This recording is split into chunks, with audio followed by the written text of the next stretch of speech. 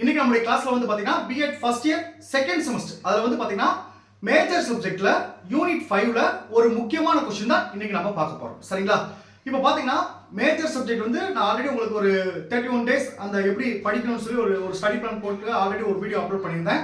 அதுல மேஜர் சப்ஜெக்ட்லயும் நீங்க வந்து ஒவ்வொரு சப்ஜெக்ட் படிக்கும்போது படிச்சு வந்து சொல்லியிருக்கேன். சரிங்களா? அந்த யூனிட் 5ல அந்த முக்கியமான क्वेश्चन நம்ம பார்க்கிறதுக்கு முன்னாடி நம்மளுடைய இந்த செகண்ட் செமஸ்டர் கிளாஸ்ல புதுசா ஜாயின் பண்றதுக்கு நிறைய பேர் கால் பண்றீங்க. நீங்க எப்படி ஜாயின் பண்ணணும்னா என்னுடைய மொபைல் நம்பர் 9159084262 இந்த நம்பருக்கு நீங்க கால் பண்ணுங்க. நம்மளுடைய கிளாஸ்ல நீங்க எப்படி ஜாயின் பண்ணலாம் சொல்லி உங்களுக்கு டீடைலா சொல்லிடுவேன். அதே மாதிரி புதுசா ஜாயின் பண்ணவங்களுக்கும் நான் இதுவரைக்கும் நடந்த அந்த பழைய கிளாஸ் நோட்ஸ் எல்லாமே அனுப்பிச்சு வச்சிருவேன். அந்த நோட்ஸ் வந்து பாத்தீங்கன்னா நீங்க எக்ஸாம்க்கு எப்படி எழுதணுமோ அந்த மாதிரி இருக்கும். எல்லாமே நான் பாயிண்ட் வைஸா கன்வெர்ட் பண்ணி எக்ஸாம்க்கு நீங்க எப்படி எழுதுற மாதிரி அந்த மாதிரி நான் எடுத்துருப்பேன். சரிங்களா? ஸோ ஜாயின் பண்ண விருப்பப்படுறவங்க என்னுடைய மொபைல் நம்பருக்கு கால் பண்ணி டீடைலா கேட்டு அதுக்கப்புறம் நம்ம கிளாஸ்ல நீங்க ஜாயின் பண்ணிக்கலாம். சரிங்களா? ஓகே, இப்போ அந்த யூனிட் 5ல இந்த क्वेश्चन வந்து எல்லா மேஜருக்கும் காமனான क्वेश्चन தான். சரிங்களா? அந்த யூனிட் 5 என்ன क्वेश्चन பார்ப்போம்னா சோதனை, அளவீடு மற்றும் மதிப்பீடு ஆகியவற்றின் கருத்து. இந்த கேள்வி நீங்க புரிஞ்சுட்டீங்கன்னா அடுத்தடுத்த கேள்வியை படிக்க இந்த யூனிட்டை பொறுத்தவரைக்கும் அடுத்தடுத்த கேள்வியை படிக்க உங்களுக்கு ஈஸியா இருக்கும். இந்த யூனிட்ல ஆல்ரெடி 2 क्वेश्चन நான் கிளாஸ் எடுத்திருக்கேன். அந்த கிளாஸ் நீங்க பார்க்கணும்னா நம்மளுடைய சேனல் போய் பிளேலிஸ்ட்ல பாத்தீங்கன்னா எல்லாமே நான் ஃபோல்டர் வைஸா கொடுத்திருப்பேன். சரிங்களா? ஃபர்ஸ்ட் பாருங்க, இந்த சோதனை, அளவீடு, மதிப்பீடு இது மூணும் சேர்ந்து 10 மார்க்ல கேட்கலாம். அப்படி இல்லைன்னா இதுல ஏதாவது ஒண்ணு சோதனையை பத்தியோ அளவீட பத்தியோ இல்ல மதிப்பீட பத்தியோ ஏதாவது ஒண்ணு மட்டும் 5 மார்க்ல கேட்க வாய்ப்பு இருக்கு. சரிங்களா? இன்னைக்கு நம்ம பார்க்க போறது சோதனை பத்தி தான் பார்க்க போறோம். சரிங்களா? இந்த சோதனையில ஃபர்ஸ்ட் என்னென்ன பாயிண்ட் பார்க்கறோம் அப்படி பாத்தீங்கன்னா ஃபர்ஸ்ட் சோதனையின் வரையறை பார்க்கறோம். செகண்ட் சோதனையின் கருத்து, தேர்ட் சோதனையின் முக்கியத்துவம் தேவையும், ஃபோர்த் ஒரு சிறந்த சோதனையின் பண்புகள். ஒரு சிறந்த சோதனையின் பண்புகள் பார்க்க போறோம். அடுத்த 5 சோதனையின் பயன்கள். இந்த சோதனை அப்படிங்கிற வார்த்தை கிட்ட இந்த 5 பயன்கள் வந்துடும். சரிங்களா? சரி, ஃபர்ஸ்ட் சோதனையின் வரையறை டெஃபினிஷன் என்ன சார்? நல்லா கவனிச்சுங்க. உங்களுக்கு சிம்பிளா கொடுத்திருப்பேன். அதாவது பாருங்க, ஒருவரின் செயல்திறன், அவருடைய செயல்திறன் எப்படி இருக்கு, ஒருவனின் அறிவு, அவனுடைய திறன் ஆகியவற்றை வந்து மதிப்பிடணும். இப்போ ஒரு ஸ்டூடெண்ட் எடுத்துக்கிட்டீங்கன்னா அவனை எப்படி மதிப்பிடுவோம்? இப்போ 10th படிக்கிற ஸ்டூடெண்ட் அவனை எப்படி மதிப்பிடுவோம்? ஃபைனல் எக்ஸாம்ல அவன் எவ்வளவு மார்க் எடுத்து வந்திருக்கான் அதை பொறுத்து அவனை மதிப்பிடுவோம். இப்போ புரியுதா?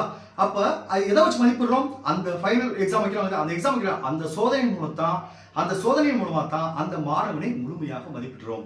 அந்த சோதனை எப்படி இருக்கலாம்? வினாக்கள் வடிவில் இருக்கலாம், இல்ல சிக்கல்கள் வடிவில் இருக்கலாம். அதாவது சிக்கல்னா அதாவது ப்ராப்ளம் கொடுத்து சொல்யூஷன் கண்டுபிடிக்க சொல்றது. சரிங்களா? அதான் கொடுத்துருக்காங்க பாருங்க, நல்லா கவனிச்சுங்க. ஒருவரின் செயல்திறன் 3 விஷயம் வரணும். செயல்திறன், அறிவு, திறன், இந்த 3 வரும். மற்றும் தகுதிகளை தீர்மானிக்க, அவனுடைய தகுதிகளை தீர்மானிக்க வினாக்கள் அல்லது சிக்கல் மூலம் நடத்தப்படுவது சோதனையாகும். வினாக்கள் மூலம் क्वेश्चन தான் கேட்பாங்க, அதுக்கு எப்படி பதில் அளிக்கிறான் அதை பொறுத்து தான் அவங்களுடைய தகுதி தீர்மானிக்கப்படுகிறது. இப்போ புரிஞ்சுக்கிச்சா? சோதனை என்னன்னு புரிஞ்சுச்சா? அடுத்து பாருங்க, சோதனையின் கருத்து. சோதனையின் கருத்தை பத்தி, சோதனைனா என்ன, அதை பத்தி கருத்து என்ன அப்படின்னு பாத்தீங்கன்னா கிட்டத்தட்ட உங்களுக்கு 9 பாயிண்ட் கொடுத்துருக்கேன். சரிங்களா? 9 பாயிண்ட் கொடுத்துருக்கேன். இதை நீங்க புக்ல படிக்கிறப்ப உங்களுக்கு புரியாது. சோ வீடியோ பார்க்கறவங்க இதை நோட் பண்ணி வச்சுட்டீங்கன்னா உங்களுக்கு படிக்க ஈஸியா இருக்கும். சரிங்களா? ஃபர்ஸ்ட் பாயிண்ட் பாருங்க, மாணவன் எவ்வாறு கற்றலில் முன்னேறுகிறார் மற்றும் இறுதி கற்றல் வெளிப்பாடுகளை மதிப்பிட கல்வியின் சோதனையின் கருத்து பயன்படுத்தப்படுகிறது. மாணவன், நல்லா கவனிச்சுக்க, மாணவன் எவ்வாறு கற்றலில் முன்னேறுகிறான், ஒவ்வொரு கட்டமா மதிப்பெண். இப்ப காலாண்டு வைக்கிறோம், அவன் மதிப்பெண் எப்படி இருக்கு, அடுத்த அரையாண்டு வைக்கிறோம், மதிப்பெண் கூடி இருக்கா, அப்ப அவனுடைய எப்படி முன்னேறுகிறான் அதுவும். அடுத்து பாருங்க, இறுதி கற்றல் வெளிப்பாடுகளை, கடைசியா அந்த ஃபைனல் எக்ஸாம் முடியும் அதான் இறுதி கற்றல் வெளிப்பாடுகளை மதிப்பிட கல்வியில் சோதனையின் கருத்து பயன்படுது. இதுக்காக தான் சோதனை பயன்படுத்தப்படுகிறது அப்படின்னு சொல்லிருக்கேன். ஃபர்ஸ்ட் பாயிண்ட் புரிஞ்சுச்சா? செகண்ட் பாயிண்ட் பாருங்க, சோதனை எனப்படுவது பல வினாக்கள் கொண்ட தொகுதியாகும். 1 மார்க் क्वेश्चन இருக்கும், 2 மார்க் क्वेश्चन இருக்கும், 5 மார்க் क्वेश्चन இருக்கும், 10 மார்க் क्वेश्चन இருக்கும். அதான் பல தொகுதிகள் கொண்ட வினாக்களாகன்றாங்க. மூணாவது பாருங்க, இதற்கு மாணவர் தக்க பதிலை அளிக்க வேண்டும். அந்த கொடுத்த வினாக்களுக்கான ஆன்சரை கரெக்டா எழுதணும்.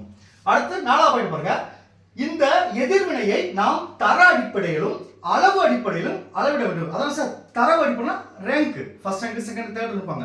மதிப்பெண் அந்த அளவிடுனா அது எண்கள் சம்பந்தமா, அதாவது மதிப்பெண் அவன் எவ்வளவு, அவன் எந்த கிரேடு, ஏ கிரேடா, பி கிரேடா, சி கிரேடா சொல்லுவாங்க, இல்ல ஃபர்ஸ்ட் ரேங்கா, செகண்ட் ரேங்கா, தேர்ட் ரேங்கா சொல்லுவாங்க.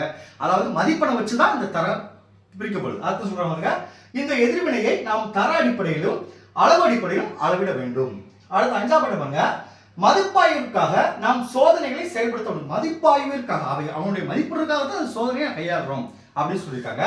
அடுத்து பாருங்க, ஒருவரின் திறனை சரிபார்க்க சோதனை வகையில் பயன்படுகிறது. ஒரு திறனை சரிபார்க்க தான் அந்த சோதனை பயன்படுத்தப்படுகிறது அப்படின்னு சொல்றாங்க.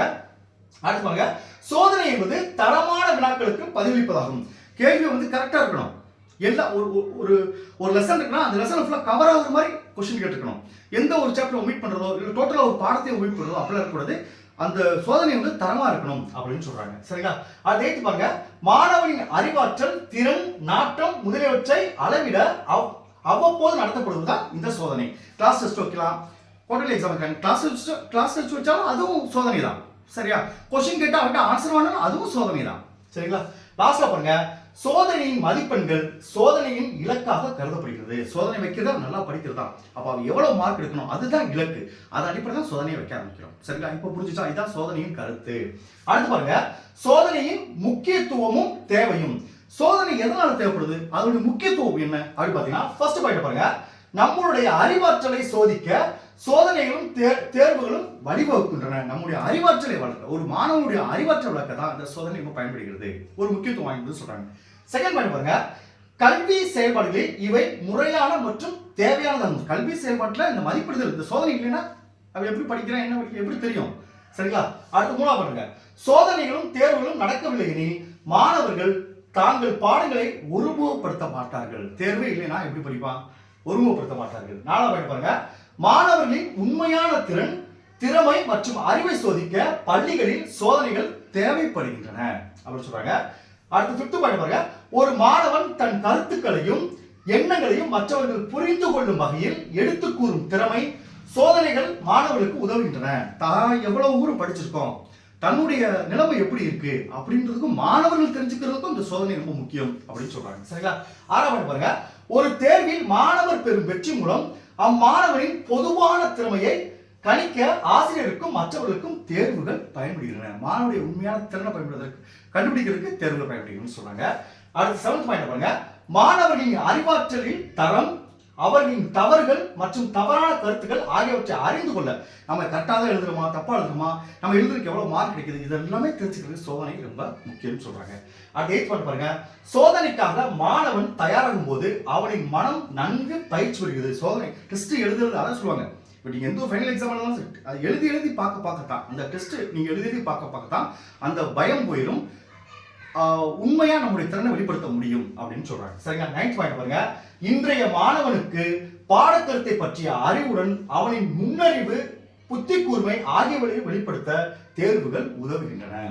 அடுத்து டென்த் பாயிண்ட் பாருங்க, எனவே ஒரு மாணவன் தேர்வில் வெற்றி பெறுவது என்பது படித்த பாடக்கருத்துக்களையும் முழுமையாக புரிந்து கொள்வது மட்டுமின்றி அவனின் புத்தி கூர்மையையும் குறிப்பதாகும். சரிங்களா? லாஸ்ட் பாயிண்ட் பாருங்க, சோதனைகளும் தேர்வுகளும் இல்லையெனில் பெரும்பாலான மாணவர்கள் மிக குறைவான அளவை பாடக்கருத்துக்களை தெரிந்து வைத்திருப்பார். தேர்வும் சோதனை இல்லைன்னா மாணவர்கள் முழுமையா படிக்க மாட்டாங்க அப்படின்னு சொல்றாங்க. சரிங்களா? அடுத்து சோதனையின் பண்புகள். சோதனையின் பண்புகள்ல கிட்டத்தட்ட 10 பாயிண்ட் இருக்கு. 1, ஏற்புடைமை. அந்த டெஸ்ட் வந்து ஏற்புடையதா இருக்கணும். சரிங்களா? பாடக்கருத்தை விட்டு சம்பந்தமான ஒரு கொஸ்டின் கேட்டுட்டு ஸ்டூடெண்ட் சரியா படிக்கல அப்படின்னு சொல்ல முடியாது. அவங்களுக்கு என்ன சிலபஸ் கொடுத்துருக்காங்க அந்த கொஸ்டின் வந்து ஏற்புடைமையா இருக்கணும். அதை சொல்லி பாருங்க. ஏற்புடைமை, அதாவது ஏற்புடைமை என்பது எதனை அளவிட வேண்டுமோ அதனை அளவிட, எதை நம்ம சிலபஸ் வச்சுக்கோம் அதை அளவிடுறது தான் சோதனை. சரிங்களா? அதாவது எதனை சோதிக்க வேண்டியதோ அதனை சோதிப்பதாகும். அதைத்தான் நம்ம கொஸ்டின் கேட்கணும். சம்மந்தமாக கேட்டுட்டு சரியா படிக்க சொல்ல முடியுமா, சொல்ல முடியாது. அதே மாதிரி தான் ஒவ்வொன்றும் இருக்கும். அடுத்து நம்பகத்தன்மை. தேர்வு நம்ம பேப்பர் திருத்துறோம், அந்த மார்க் வந்து உண்மைத்தன்மை இருக்கணும். சரிங்களா? அவன் நம்ம மார்க் சொல்றப்ப அவனே புரிஞ்சுக்கணும், கரெக்ட் நம்ம இவ்வளவுதான் எழுதியிருந்தோம், உண்மைத்தன்மை இருக்குன்னு சொல்றாங்க. அடுத்து நடைமுறைப்படுத்துதல். நடைமுறைக்கு ஏற்றமா இருக்கணும். தேர்வு மிக கடினமாகவும் மன நெருக்கடியாக இருந்தா அது மாணவர்கள் சந்திக்கிறதுக்கு ரொம்ப பயப்படுவாங்க. சரிங்களா? அதாவது தேர்வு வந்து அவனையும் புத்தி கூர்மை அவனுடைய திறனையும் வெளிப்படுத்துற மாதிரி இருக்கணும். கேள்வியும் மிக கடுமையாக இருக்கக்கூடாது. சரிங்களா? அதான் சொல்றாங்க. அடுத்து புறவயத்தன்மை. புறவயத்தன்மைனா மனப்படம் என்று எழுதுற மாதிரி எல்லா கேள்வி இருக்கக்கூடாது, அவன் சிந்திச்சு எழுதுற மாதிரி இருக்கணும். அதுதான் புறவயத்தன்மையில கொடுத்துருக்காங்க. அடுத்து பொருத்தமுடையது. நான் சொன்ன பாத்தீங்கன்னா என்ன டாபிக் சொன்னா அது ரிலவெண்டான தான் கொஸ்டின் இருக்கணும். அடுத்து பாருங்க, குறிப்பிட்ட கடினத்தன்மை. எல்லாமே அவன் ஈஸியாக கேட்டக்கூடாது. மாணவர் வந்து பயம்லாம் எழுதணும் அப்படின்றத நம்ம எல்லாமே கேட்டக்கூடாது. அந்த எடுத்துக்கிட்ட பாடத்தை முழுமையா அவன் படிச்சிருக்கானா அதுக்கேற்ற மாதிரி சில கடினமான கொஸ்டினும் இடம்பெற வேண்டும் அப்படின்னு சொல்றாங்க. அடுத்து தெளிவு. கொஸ்டின் வந்து தெளிவா இருக்கணும். ஒரு கொஸ்டினை படிக்கிறப்ப மாணவர் வந்து குழப்பக்கூடாது, சம்மந்தம்லாம் ஒரு வார்த்தையை கொடுத்துடக்கூடாது. அந்த கொஸ்டின் வந்து ரொம்ப தெளிவாக இருந்தால் தான் மாணவர்கள் தெளிவாக ஆன்சர் பண்ணுவாங்க. சரிங்களா? இதெல்லாம் அந்த கேள்வி வரும். Okay, thank you.